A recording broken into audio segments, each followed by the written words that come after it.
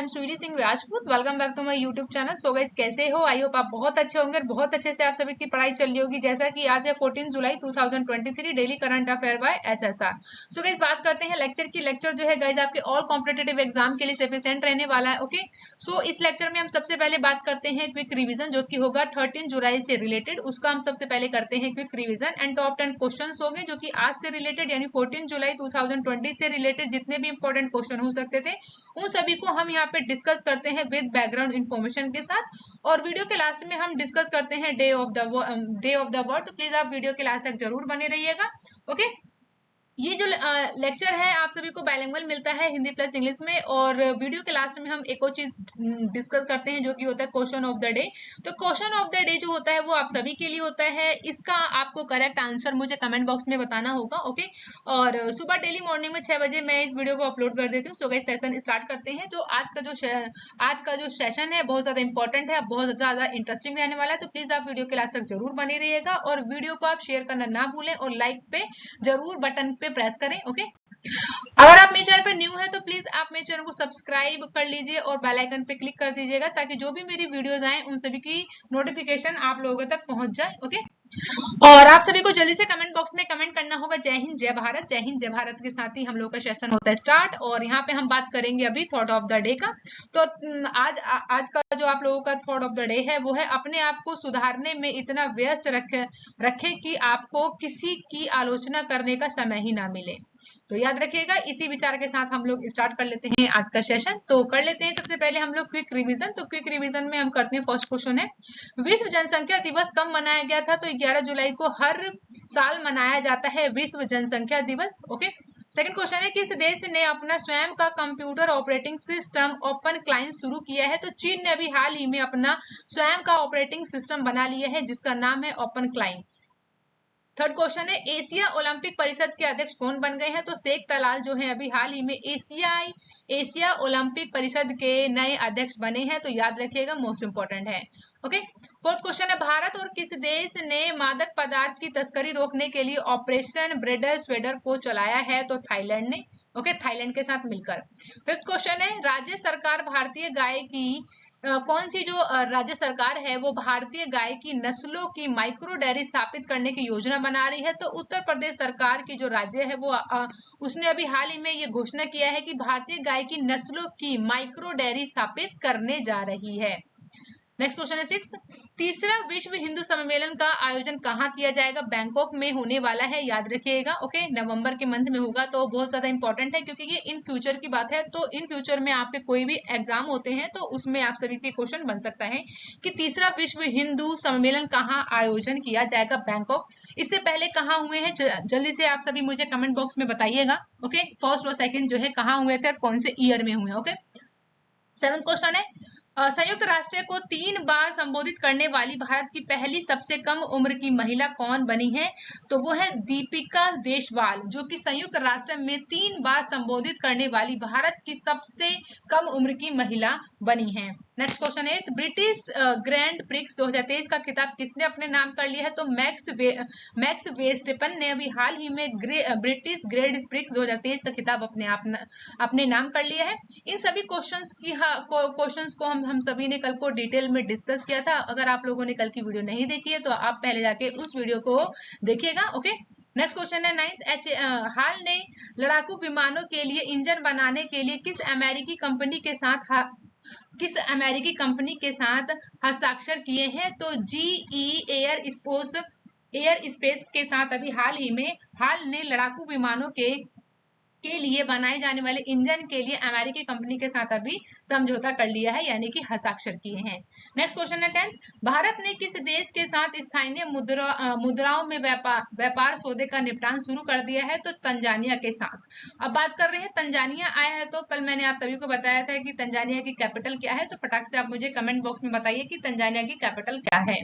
Okay, अब बात करेंगे यहाँ पे आज का सेशन है जो कि है 14 जुलाई 2023 daily current affair by SSR. यहाँ से हम स्टार्ट करेंगे आज के टॉप 10 क्वेश्चन जो कि इंपॉर्टेंट है किसी भी एग्जाम के लिए। ओके, फर्स्ट क्वेश्चन आप सभी के सामने है कि हाल ही में विश्व पेपर बैग दिवस कब मनाया गया है। तो when has world paper bag day been celebrated recently. तो अभी हाल ही में जो है पेपर बैग दिवस मनाया गया, तो कब मनाया गया है। तो करेक्ट ऑप्शन ऑप्शन बी है, यानी कि 12 जुलाई को हर साल मनाया जाता है वर्ल्ड पेपर बैग डे। तो याद रखिएगा। अब बात करते हैं यहाँ पे बैकग्राउंड इंफॉर्मेशन की। तो 12 जुलाई को प्लास्टिक के बजाय पेपर बैग का उपयोग करने के महत्व को बढ़ावा देने के लिए प्रति वर्ष विश्व पेपर बैग दिवस मनाया जाता है। यह पालन हमारी रोजमर्रा के जीवन में पर्यावरण के प्रति जागरूकता और विकल्पों के प्राथमिकता देने के लिए एक अनुस्मारक के रूप में कार्य करता है और व्यक्तियों और व्यवसाय को अधिक टिकाऊ विकल्पों को अपनाने के लिए प्रोत्साहित भी करता है। तो याद रखिएगा 12 जुलाई को हम क्या मनाते हैं, तो वर्ल्ड पेपर बैग डे मनाते हैं, जो कि हम सभी के लिए है। सिंपल सा इसका जो मोटो है, इसका जो ऑब्जेक्टिव है वो क्या है। इसका जो ऑब्जेक्टिव है कि हम क्यों सेलिब्रेट करते हैं कि हम ज्यादा से ज्यादा जो प्लास्टिक बैग्स होते हैं उनका यूज ना करें और अपने पर्यावरण के साथ हम खुशहाल रहें और पर्यावरण को हरा भरा रखें, इसीलिए हम लोग मनाते हैं विश्व पेपर बैग दिवस। ओके, नेक्स्ट क्वेश्चन की बात करेंगे जो कि सेकंड है। हाल ही में किस राज्य सरकार ने 800 मेगावाट की 2 ताप विद्युत परियोजनाओं को मंजूरी दी है। तो recently which state government has approved 2 thermal power project of 800 MW megawatt. Okay, तो करेक्ट ऑप्शन क्या होने वाला है। तो पर्टिकुलर इमेज को आप समझ ही गए होंगे देख के कि ये कहाँ के सीएम है। तो ये उत्तर प्रदेश राज्य के सीएम है जिनका नाम है योगी आदित्यनाथ। तो इन्होंने ही अभी हाल ही में बताया है कि जो योगी आदित्यनाथ ने उत्तर प्रदेश राज्य सरकार के लिए 800 मेगावाट की 2 ताप विद्युतीय परियोजनाओं को मंजूरी दे दी है। ठीक है, अब बात करते हैं यहाँ पे बैकग्राउंड इंफॉर्मेशन की। तो उत्तर प्रदेश कैबिनेट ने उत्तर प्रदेश के सोनभद्र में 2 ओबेरा डी थर्मल पावर परियोजनाओं के निर्माण को मंजूरी दे दी है। वहीं 800 मेगावाट की क्षमता वाली इन परियोजनाओं का लक्ष्य बढ़ती बिजली की मांग को संबोधित करना है और साथ ही साथ राज्यों के लोगों को सस्ती बिजली भी प्रदान करने का उद्देश्य रखा गया है। बिजली संयंत्र अल्ट्रा सुपर क्रिस्टल तकनीक का उपयोग करके बनाया जाएगा, जो कि उच्च दक्षता और कम कोयले की खपत को प्रदान करता है, यानी कि अल्ट्रा सुपर क्रिटल। वहीं परियोजनाओं को केंद्र सरकार के स्वामित्व वाली बिजली जनरेटर एनटीपीसी के सहयोग से क्रियान्वित किया जाने वाला है। तो याद रखिएगा उत्तर प्रदेश सरकार ने अभी सोनभद्र में 2 ओबेरा डी थर्मल पावर परियोजनाओं की मंजूरी दे दी है, जो कि 800 मेगावाट की क्षमता वाली ये परियोजनाएं हैं। ओके, नेक्स्ट क्वेश्चन है थर्ड। उत्तरी अटलांटिक संधि संगठन के फिर से महासचिव कौन बने हैं। Who has again become the secretary general of northern Atlantic territory organisation. तो करेक्ट ऑप्शन आप सभी के सामने ऑप्शन ए, यानी कि जेंस स्टोल्टेनबर्ग। तो इन्हें ही अभी हाल ही में बनाया गया है, नाटो के महासचिव के रूप में चुना गया है। ये वापस से बन चुके हैं, तो याद रखिएगा मोस्ट इंपॉर्टेंट है जिनका नाम है जेंस। ओके, अब बात करते हैं बैकग्राउंड इंफॉर्मेशन की। तो उत्तरी अटलांटिक संधि संगठन यानी कि नाटो को जो है, नाटो के 31 सदस्यों ने मंगलवार को संगठन के मौजूदा महासचिव जेंस स्टोल्टेनबर्ग का कार्यकाल 1 साल के लिए बढ़ाने का फैसला कर लिया है। नॉर्वे की बात करें अगर कि जो जेंस हैं वो जो है नॉर्वे के पूर्व प्रधानमंत्री रह चुके हैं वर्ष 2014 में, और वहीं नाटो के शीर्ष असैन्य अधिकारी भी रह चुके हैं। तो याद रखिएगा इस बारे में, बहुत ज्यादा इंपॉर्टेंट है। नेक्स्ट क्वेश्चन की बात करें जो कि फोर्थ है। 2023 में दुनिया की पहली स्मार्ट रोबोट्स प्रेस कॉन्फ्रेंस कहां आयोजित की गई है। तो where is the world's first smart robots press conference held 2023।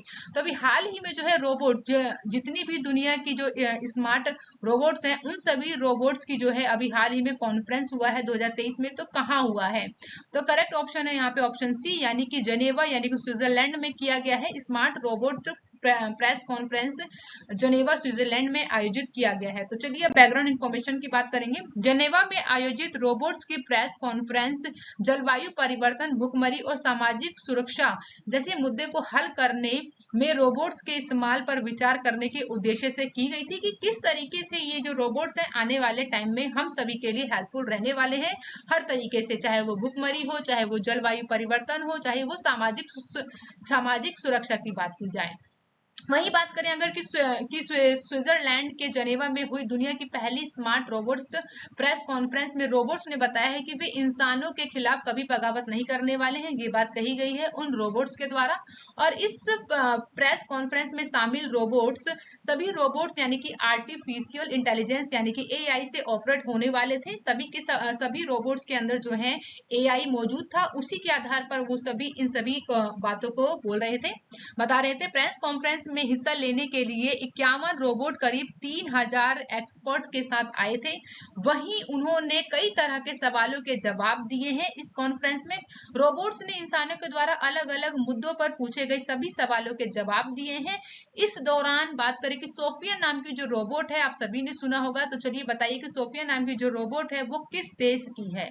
ठीक है, सोफिया नाम की जो रोबोट है, उसने कहा है कि हम दुनिया को इंसान से बेहतर तरीके से चला सकते हैं। तो देखिए एक रोबोट जो है किस तरीके से बात को कह रही है कि मतलब कि जो दुनिया है वो रोबोट्स किस तरीके से चला सकती है।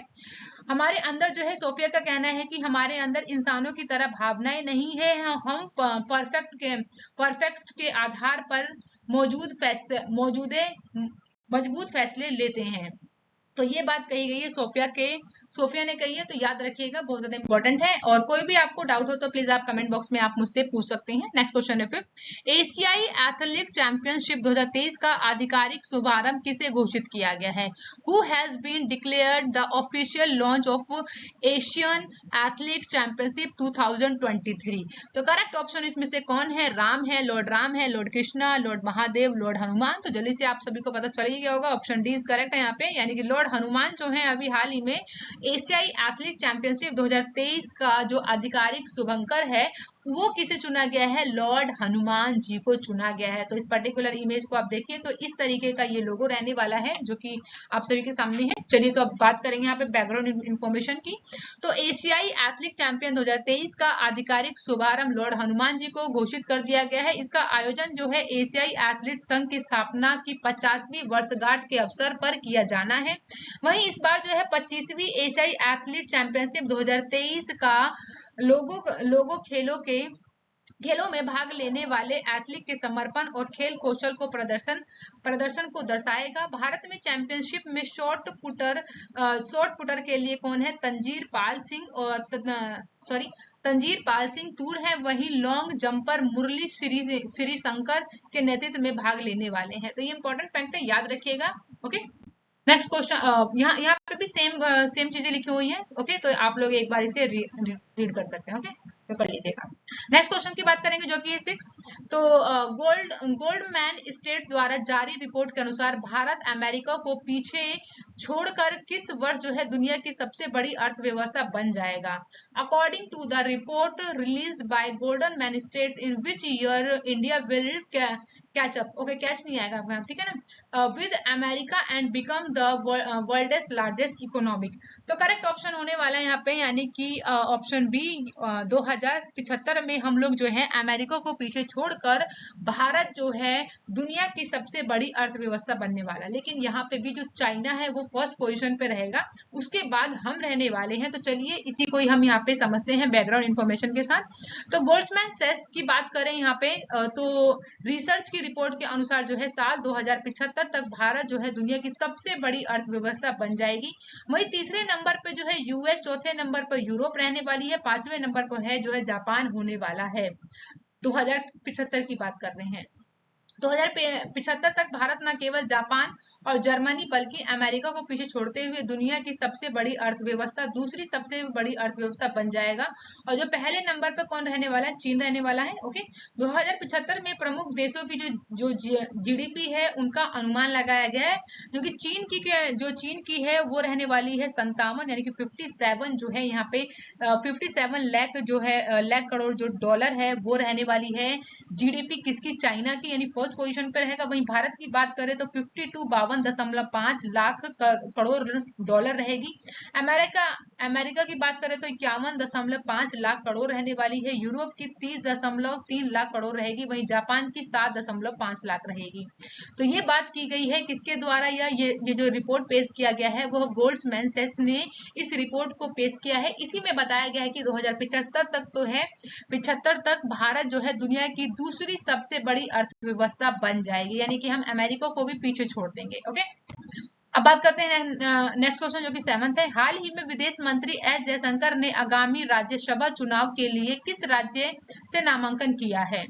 Recently, External Affairs Minister S. Jaishankar has nominated from which state for the upcoming Rajya Sabha election. तो अभी हाल ही में जो है आने वाले टाइम में राज्यसभा के इलेक्शन होने वाले हैं, उसमें विदेश मंत्री हमारे हैं एस जयशंकर प्रसाद। उन्होंने कहाँ से जो है अपना किस राज्य से अपना नामांकन किया है? तो चलिए जान लेते हैं। तो ऑप्शन सी यहाँ पे करेक्ट है। गांधीनगर से जो है एस जयशंकर प्रसाद जी ने अभी हाल ही में अपना राज्य गांधीनगर से इन्होंने अपना नामांकन दाखिल किया है। तो चलिए बैकग्राउंड इंफॉर्मेशन को समझते हैं। विदेश मंत्री एस जयशंकर ने आगामी राज्यसभा चुनाव के लिए गुजरात यानी गांधीनगर से अपना नामांकन पत्र दाखिल कर दिया है। भारत निर्वाचन आयोग ने गोवा, गुजरात और पश्चिम बंगाल की 10 राज्यसभा सीटों पर 24 जुलाई को होने वाले चुनाव के कार्यक्रम की घोषणा कर दी है। वहीं इन राज्यों में 10 सदस्य जो कि जुलाई और अगस्त में रिटायर होने वाले हैं। पैसों के लिए नामांकन दाखिल करने की आखिरी तारीख जो है 13 जुलाई बताई गई है ये। और यहाँ पे जो इम्पोर्टेंट है वो याद रख लेगा कि जो 13 जुलाई को जो है वोटों की गिनती होगी। जो आखिरी तारीख रखी गई है वो है 13 जुलाई, और वहीं जो 24 जुलाई को जो है वोटों की गिनती होगी। तो ये तो आप लोगों को सिर्फ पढ़ के छोड़ दीजिएगा। और यहाँ पे आता है कि आपको याद रखना है कि विदेश मंत्री एस जयशंकर प्रसाद ने आगामी राज्यसभा के जो चुनाव होने वाले हैं गुजरात के गांधीनगर से इन्होंने अपना अभी नामांकन पत्र दाखिल किया है। और आप सभी को कमेंट बॉक्स में बताना है कि गुजरात के सीएम कौन है और गवर्नर। ओके, जल्दी से कमेंट बॉक्स में बताइए। नेक्स्ट क्वेश्चन की बात करेंगे जो कि है 8। हाल ही में शौकत मिर्जियायेव ने किस देश के नए राष्ट्रपति चुने गए हैं? तो recently Shavkat Mirziyoyev has been elected as a new president of which country? तो आप सभी के सामने 4 ऑप्शन है, तो करेक्ट ऑप्शन डी होगा यहाँ पे कि उज्बेकिस्तान के जो हैं शौकत मिर्जियावे जो हैं ये राष्ट्रपति चुने गए हैं, जिन्हें आप इस इमेज में देख पा रहे हैं। तो चलिए अब यहाँ पे हम लोग बात करते हैं बैकग्राउंड इंफॉर्मेशन की। तो उज्बेकिस्तान की बात करें तो उज्बेकिस्तान के राष्ट्रपति शौकत मिर्जियावे जनता ने फिर से अपना नेता चुना है। यह विशेष है क्योंकि राष्ट्रपति ने योजना से पहले ही चुनाव कराने का फैसला कर लिया था, क्योंकि कुछ नियमों में बदलाव किए गए थे। अब वे जो है यहाँ पे लंबे समय तक राष्ट्रपति रह सकते हैं। चलिए तो अब बात कर लेते हैं यहाँ पे उज्बेकिस्तान के बारे में। तो इसकी जो राजधानी है वो क्या है? ताशकंद है। और करेंसी की बात करें तो करेंसी क्या है? सोम है। तो याद रखिएगा। नेक्स्ट क्वेश्चन की बात करेंगे जो कि 9th है। हाल ही में किस देश के विदेश मंत्री अब्दुल्ला शाहिद भारत के आधिकारिक यात्रा पर आए हैं? Recently which country foreign minister Abdul Shahid has come on an official visit to India? तो करेक्ट ऑप्शन है यहाँ पे ऑप्शन सी, यानी कि मालदीव के अभी विदेश मंत्री जो हैं जिनका नाम है अब्दुल्ला शाहिद, वो भारत के आधिकारिक यात्रा पर आए हैं। जैसा कि आप इस पर्टिकुलर इमेज में देख पा रहे हैं, ये हैं मालदीव के विदेश मंत्री जिनका नाम है अब्दुल्ला शाहिद, और ये हैं भारत के विदेश मंत्री जिनका नाम है एस जयशंकर। ओके, तो चलिए अब यहाँ पे हम समझते हैं बैकग्राउंड इन्फॉर्मेशन को। तो मालदीव के विदेश मंत्री जिनका नाम है अब्दुल्ला शाहिद, जो कि 11 से 12 जुलाई को 2 दिवसीय आधिकारिक यात्रा पर भारत पहुंच चुके हैं। वहीं आधिकारिक सूचनाओं में बताया गया है कि अपनी यात्रा के दौरान विदेश मंत्री शाहिद आपसी हितों के बहुपक्षीय क्षेत्रीय और अंतर्राष्ट्रीय मुद्दों पर चर्चा करने के लिए विदेश मंत्री एस जयशंकर से मुलाकात करेंगे। वहीं दोनों मंत्री जो है भारतीय अनुदान सहायता के तहत परियोजना विकास समझौते के आदान प्रदान का भी साक्षी बनेंगे। मालदीव हिंद महासागर क्षेत्र में भारत का प्रमुख समुद्री पड़ोसी है।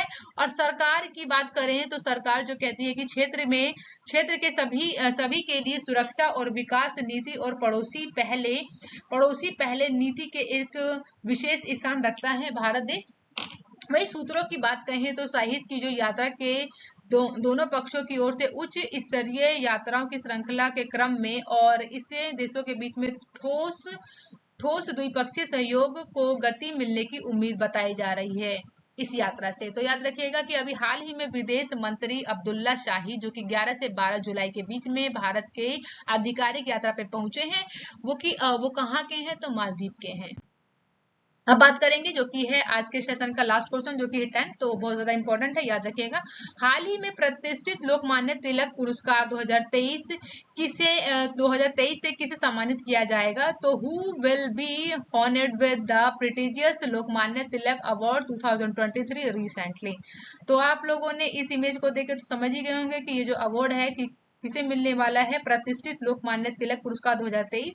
तो ऑप्शन डी यहाँ पे करेक्ट होगा, यानी कि नरेंद्र मोदी जी को अभी हाल ही में घोषणा की गई है कि प्रतिष्ठित लोकमान्य तिलक पुरस्कार 2023 किन्हें दिया जाने वाला है, नरेंद्र मोदी जी को मिलेगा। ओके, अब बात करते हैं बैकग्राउंड इन्फॉर्मेशन की। तो वर्ष 2023 में प्रतिष्ठित लोकमान्य तिलक राष्ट्रीय पुरस्कार पीएम नरेंद्र मोदी को दिया जाएगा। पुणे में प्रेस कॉन्फ्रेंस में तिलक मेमोरियल ट्रस्ट के अध्यक्ष जिनका नाम है डॉक्टर दीपक तिलक और रोहित तिलक ने इसकी आधिकारिक घोषणा करके बताया है कि लोकमान्य तिलक राष्ट्रीय पुरस्कार 2023 का पीएम मोदी को दिया जाना है। वहीं 1 अगस्त 2023 को लोकमान्य तिलक की 129वीं पुण्यतिथि पर लोग तिलक स्मारक मंदिर ट्रस्ट हिंद स्वराज संघ प्रधानमंत्री को इस पुरस्कार से सम्मानित करने वाले हैं। तो याद रखिएगा। ओके, अब बात कर लेते हैं हम लोग क्वेश्चन ऑफ द डे का। तो आप सभी को कमेंट बॉक्स में बताना होगा कि हाल ही में एशिया ओलंपिक परिषद के अध्यक्ष कौन बने हैं। ऑप्शन आप सभी के सामने है को। ओके, तो करेक्ट ऑप्शन को आपको कमेंट बॉक्स में बताना होगा।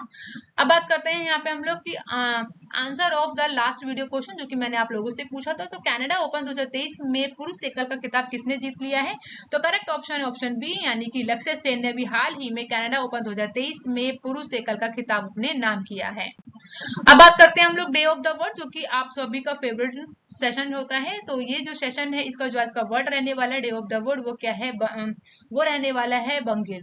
बंगिल का मीनिंग होता है गड़बड़ करना, या फिर आप बोल सकते हैं घपला करना, या विफल करना, या घोटाला करना। इस तरीके के सभी शब्दों के लिए हम लोग यूज करेंगे बंगिल वर्ड। आप सभी को कमेंट बॉक्स में सेंटेंस बना के आप सभी को कमेंट करना होगा। ओके, तो जैसे हम बोलते हैं ना, आप सभी ने देखा होगा सीआईडी, तो उसमें बोलता है कि कुछ तो गड़बड़ है दया। तो इसी के ऊपर भी आप सभी कमेंट में कमेंट करके बता सकते हैं सेंटेंस को। And thank you for watching guys. आप अपना बहुत ज्यादा ध्यान रखिए और मेरे चैनल को लाइक सब्सक्राइब जरूर कीजिए। ओके, वीडियो को ज्यादा से ज्यादा शेयर कीजिए क्योंकि गाइज बहुत ज्यादा मेहनत लगती है इस वीडियो को बनाने में। ओके, आप अपना बहुत ज्यादा ध्यान रखिए। हम लोग मिलेंगे नेक्स्ट वीडियो में। Bye bye guys and take care.